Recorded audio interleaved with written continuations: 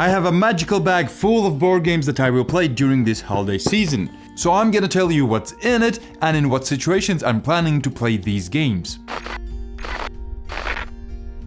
Games for smaller kids, games for larger and smaller gaming groups, everything you can think of right here in this video.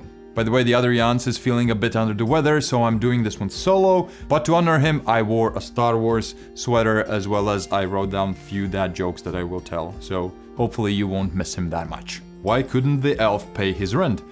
He came up a little short. On that bombshell, let's move on to the categories.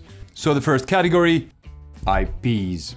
This category is all about intellectual properties, or in other words, board games that have famous franchises as their theme, so it will be easier for you to get that game on the table. So the first one is Harry Potter. A lot of people watch Harry Potter marathons during the Christmas break, so why not, after each movie, play a Harry Potter game. Cooperative game where all of you play the famous characters: Harry Potter, Ron Weasley, Hermione, and Neville. Neville is my favorite. This is a campaign game where you go through all the movies, so you could technically watch the movie and then play one session of Harry Potter. Your task is to defeat all the villains before they take over the world, and you can do that by playing cards. These cards will let you attack, heal you, or give you money, and you can use this money to buy new cards, build your deck, and progressively get stronger and defeat all the villains, hopefully.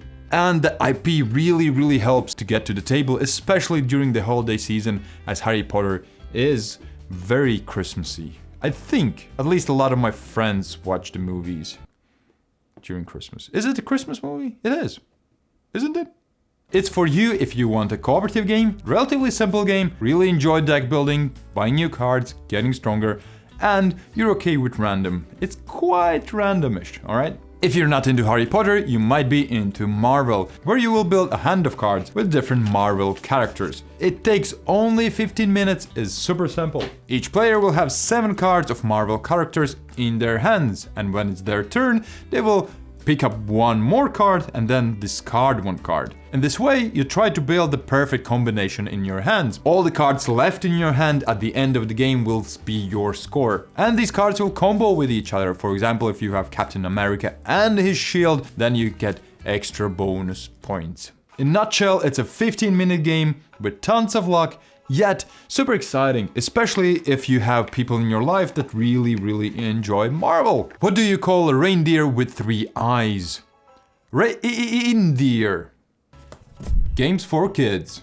If you have smaller people living at your house, don't worry, I also have games for them. So first game is Little Loud! You will have different items set on the table in a circle, and only you will know which of these items will be the right one. And this little foxy wants to find that clue. He wants to drive to that item, and then you will win this round. The only way how the fox will know the right item is by you making a sound in the right loudness. For example, this says you have to make a snake sound for the foxy to go to the banana. So for example, if the foxy would be really close to the banana, you would most likely say S.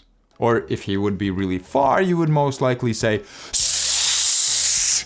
And by that clue, other players will move the car to the right item. It's a really simple yet fun game that kids will enjoy, and parents and grown-ups will enjoy playing it with them. That's really important, the second part, alright? The next game is a game that actually the other Jans has presented as one of the best with kids. In this game you want to fish, and how you can fish is by taking a fishing rod, then creating a hole somewhere, and then putting your fishing rod in that hole, and then fishing a fish. You also roll some dice, move around, make some strategic decisions, which are, well, kids level strategic decisions, but it's fun and it always gets the kids' attention. There's a lot of dexterity involved as well, so your kid will train their precision. This one's a great game for the little ones to play during the winter times. How does Santa avoid being sick during the holiday season? He uses sanitizers. Next up, 6+ players. This category is for larger groups, just one. This one is localized. It's a great cooperative party game. One of you will be the guesser and the rest of you will get a word. For example, a spy. And then each of you separately will write down a hint. You can write down bond, everybody will turn around their hints, and if anybody has the same hint written down, they all erase it. This all happens before the guesser sees the hints, right? Otherwise it wouldn't make sense. Then to the guesser, you only show the hints that are left. If the guesser correctly guesses the word, then all of you get 1 point. The game book says you can play it up to 7 players, but actually you can play with a lot more players. You just will need extra whiteboards or sheets of paper that you can use. It's been living in the best party game tops for years now, and deservedly so. The second one in this category is Catch Catch, a game about drawing. And don't worry, the worse you draw, the better this game is. Each round, one of you will be the guesser, and the rest of you will get a word. Very similar to just one, but the difference is you will draw the hint. But this time you want to be really quick with your drawing, because the quicker you will be, the more points you can get. But be careful, because if the guesser won't be able to guess your drawing, you get nothing for this round. It always will bring out laughs and can be played up to 6 people, but actually if you have extra whiteboards, you can play it even with more players, no worries about it. Why did Santa Claus sign up for Instagram? He wanted to get online presents. Next up, party poopers. This category goes to all the people who think, party games? Who needs those? If you want something that's a bit crunchier, Lost Species. The Lost Species is hiding somewhere on the island. You don't know where, but your task is to find it. And you can do that by getting clues. You can ask the app different questions, like for example, what's in the territory where I'm standing? This will cost you time, but you will get more information. And using this information, you can slowly deduct where exactly the lost species are. And when you think you know where the lost species is, as well as what's next to it, you can ask the app. If you're right, congratulations, you will get tons of points. But if not, you will lose more time. And usually the winner will be the player who will find the lost species quicker in the game terms. It doesn't mean you just quickly need to do something, it means that all of your actions will cost time. I love deduction, it's a great puzzle, and if you do as well, be sure to check it out. And the second one goes out to you, all the resource and Eurogame lovers, Wondrous Creatures. And the cover itself looks very Christmassy. In this game, you are explorers catching some Pokemon-ish creatures. Place your meeple on the board, then get resources based on the places you just placed your meeple on, and you can use these resources to then catch and play creatures. These creatures will give you points and powers and different other things. And by playing this game, you will create fantastic combos, because each of those creatures will help other creatures do their actions better. So you can build up and build up and build up till this huge culmination when everything triggers and you get tons of points. Be sure to check it out if you enjoyed these sort of games. What did one Santa hat say to the other? You go on ahead. The next category, video gamers. So these board games are meant for people who like action. Number one of my favorites, Dungeon Fighters. Dungeon Fighters is a cooperative game where you take dice and throw at the target. And by doing that, you will defeat monsters. You all are silly dungeon fighters that go into a dungeon and meet different foes. And these foes will be really difficult to hit. The only way you can do that is you take a die, hit it against a table, and then see if it rolls on a target. And if it does, you do damage, and hopefully a lot of damage. But there's another twist. There will be different obstacles or monsters that will ask you to throw in different ways. For example, with your eyes closed, or through your legs, or in other silly ways. And it's a blast during parties. Everybody who's into sports has enjoyed this game a lot. Another treat is Iron Forest. Yanis is actually one of the authors of this game, together with other of our friends, and it's a fantastic game which takes the essence of game that you might already know,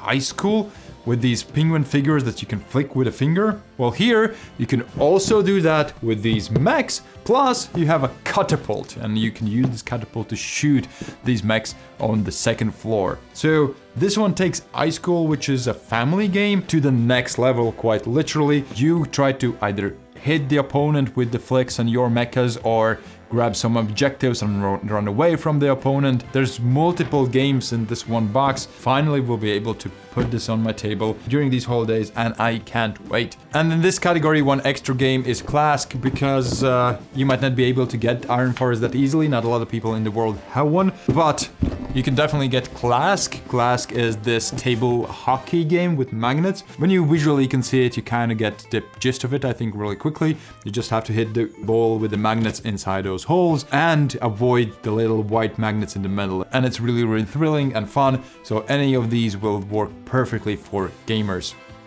Boom! 2 more categories left, but before we go to that category, you know what we need to do. We need to read a dad joke. What do you call a snowman party? A snowball. Next category goes for all the social beasts. This one will be about social deduction games, something that will get the juices flowing for all the parties. Let's start with the small one, which is this one.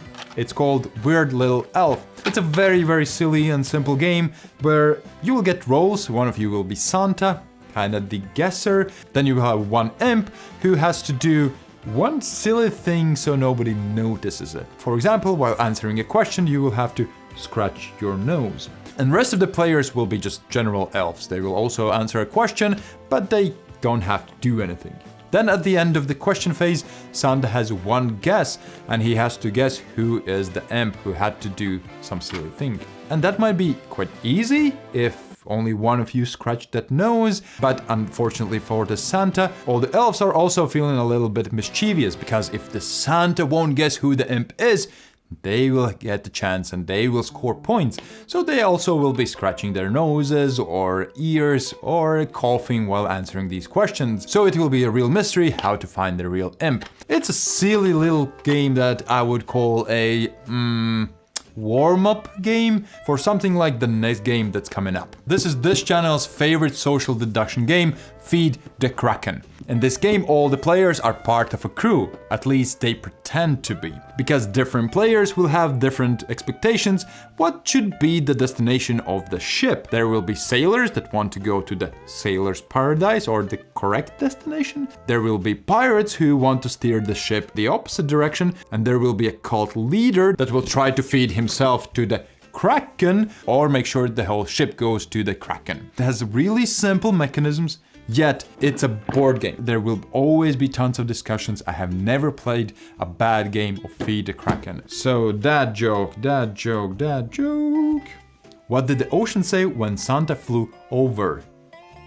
Nothing. It just waved. And the last category, role-playing games. For me, Christmas holidays is the perfect time for some role-playing games. One of the finds of the year, Tales from the Loop, where you play these kids. Similar to Stranger Things, parents aren't listening to you, grown-ups just don't really care or don't believe you, and you're stuck in this world where weird scientific experiments happen and you from time to time see robots, dinosaurs, and you have to deal with all of that as well as your personal problems in life like bullying, love, friendship. There are pre-written stories that are fantastic. You tell the story and then all other players roleplay their characters. It's very simple yet has really nice features that I love. One of my favorite role-playing games of all time. I really enjoyed it. But from this whole list, I'm the most excited to play this.